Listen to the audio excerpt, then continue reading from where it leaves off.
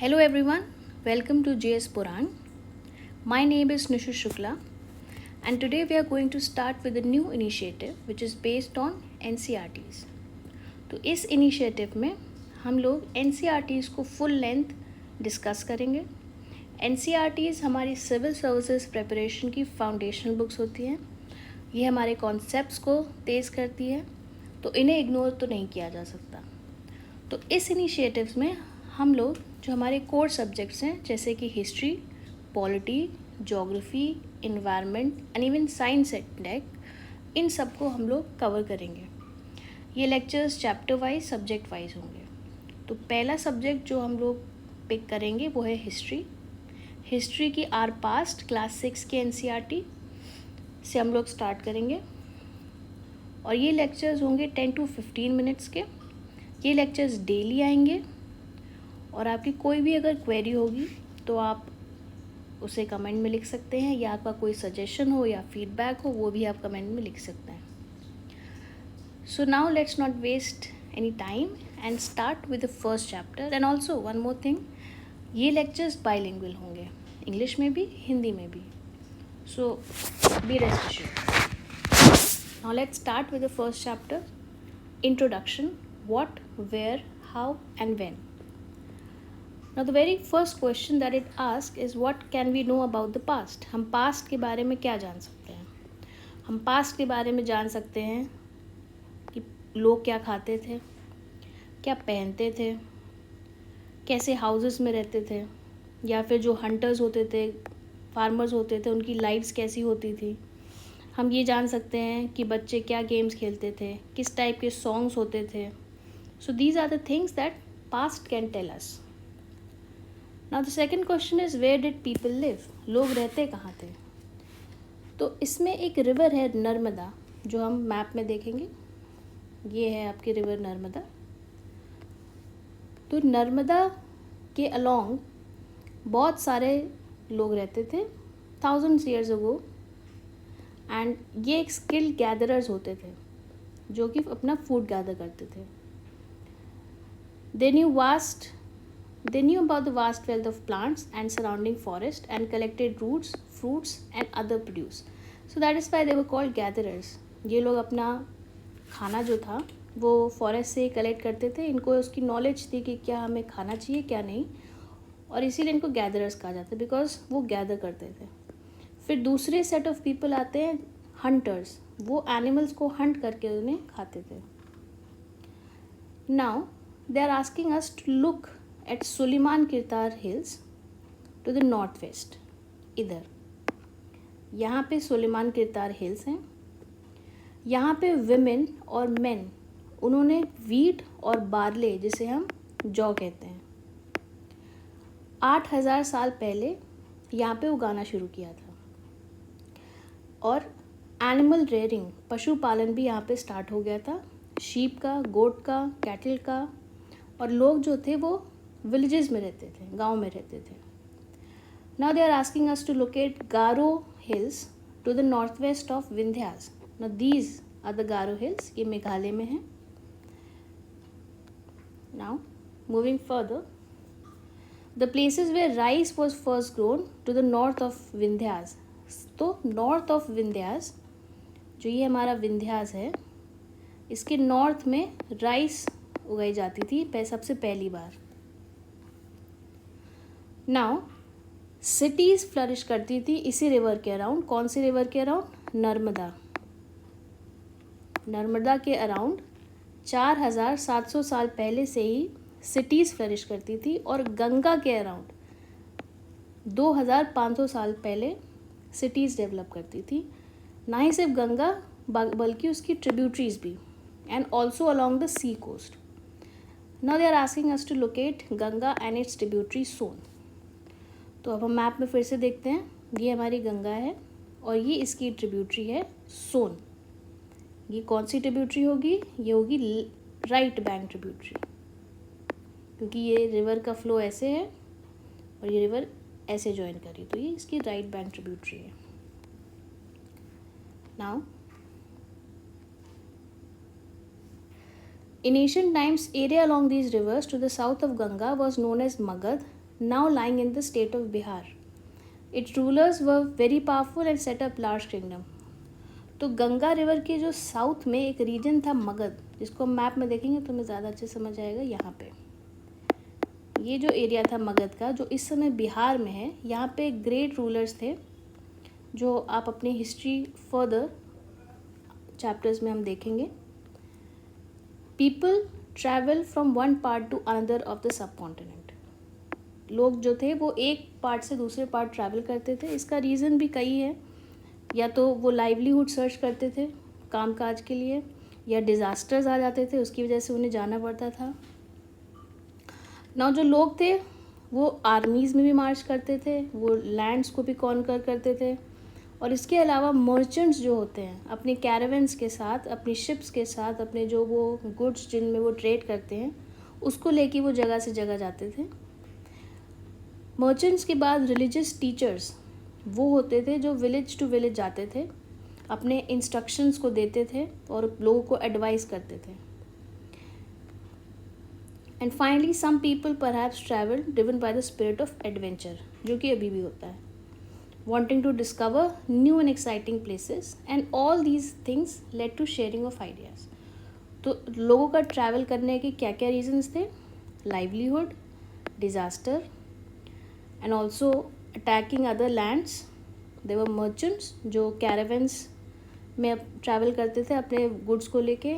फिर religious teachers थी, फिर एक स्पिरिट ऑफ एडवेंचर थी, और इन सब से क्या हुआ? शेयरिंग ऑफ आइडियाज़ हुआ।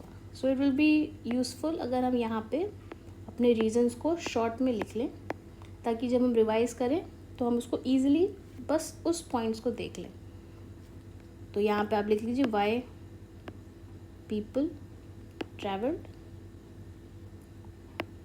And you can just right your reasons 1 2 3 4 listed है। तो ये बगल में ही आपका एक शॉर्ट नोट रेडी हो जाएगा। Now moving further, name of the land. जो हमारी कंट्री है इसके साथ दो नाम एसोसिएटेड है, इंडिया एंड भारत। जो हमारा आर्टिकल 1 है कॉन्स्टिट्यूशन का, वो भी यही कहता है, इंडिया दैट इज़ भारत। तो ये दोनों नाम की हिस्ट्री क्या है हम वो समझते हैं।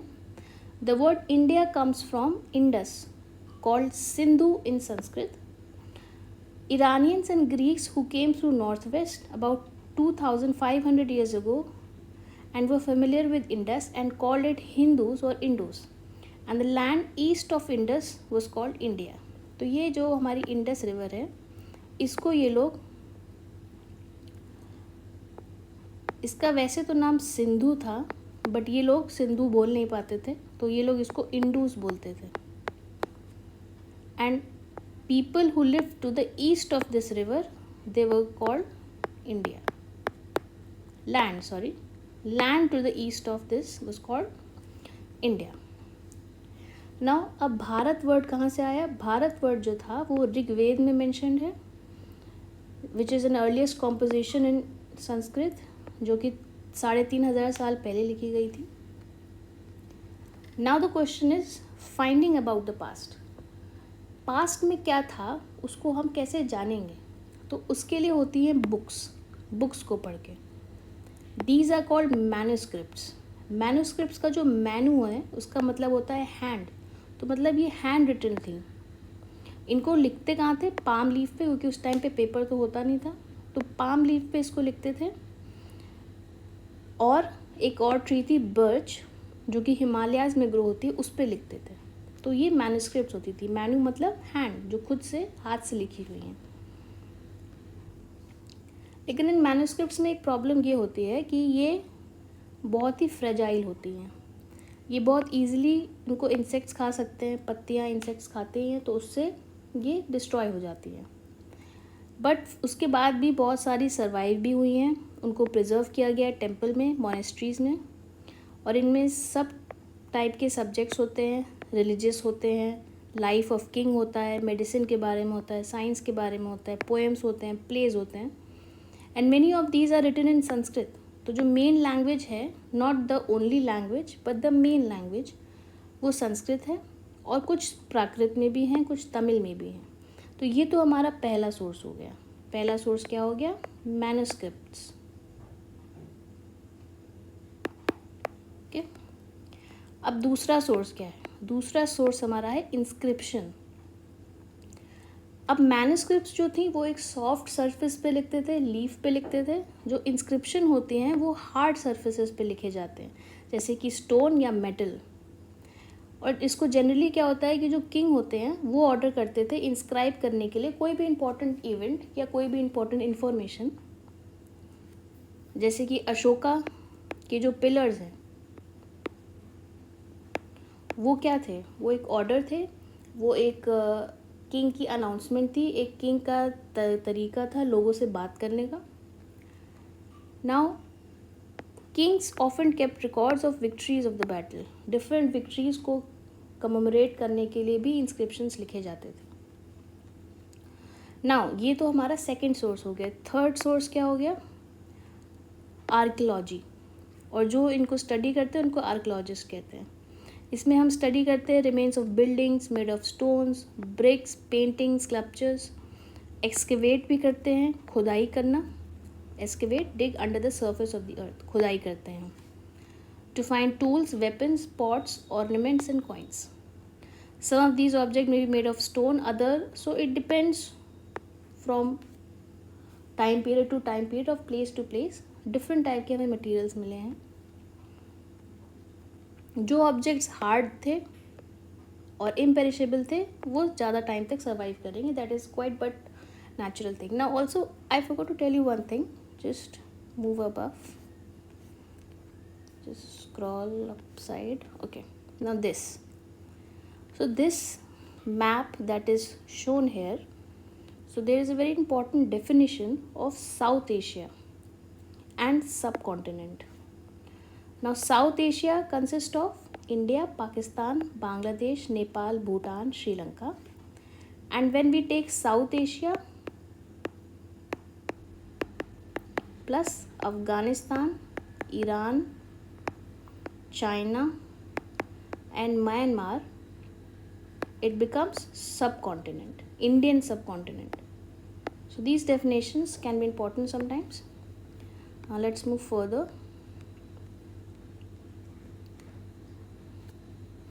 Archaeologists also look for bones of animals and birds and fish to find out what people ate in the past. ठीक है, तो जो हमारे एक्सकेवेट करने पे जो एनिमल्स के बोन्स मिलते हैं उससे वो लोग ये आइडिया लगाते हैं कि उन लोग उस टाइम के वेजिटेरियन थे, नॉन वेजिटेरियन थे, उनकी फूड हैबिट्स क्या थी। Now historians, that is scholars who study past, often use the word source to refer to the information found in manuscripts, instructions, inscriptions and archaeology. So this is also a term that is used with respect to source of whatever knowledge that they are providing. What is the source of that knowledge, so that their research or their information becomes authentic. So they generally call it source. मतलब वो लोग जो भी पढ़ते हैं, जो भी information बताते हैं उसको वो सोर्स कहते हैं। सोर्स कई टाइप के हो सकते हैं, जैसे कि इसमें लिखा है मैन्युस्क्रिप्ट्स, इंस्क्रिप्शंस या आर्कियोलॉजी, जो वो एक्सकेवेट करते हैं, जो खुदाई करके निकालते हैं उसको। नाउ एक चैप्टर इस बुक का जो नाम है वो आर पास्ट है। ये एक बहुत ही सोचा समझा नाम रखा गया है, आर पास्ट्स। आर पास्ट्स का एस ये प्लूरल है।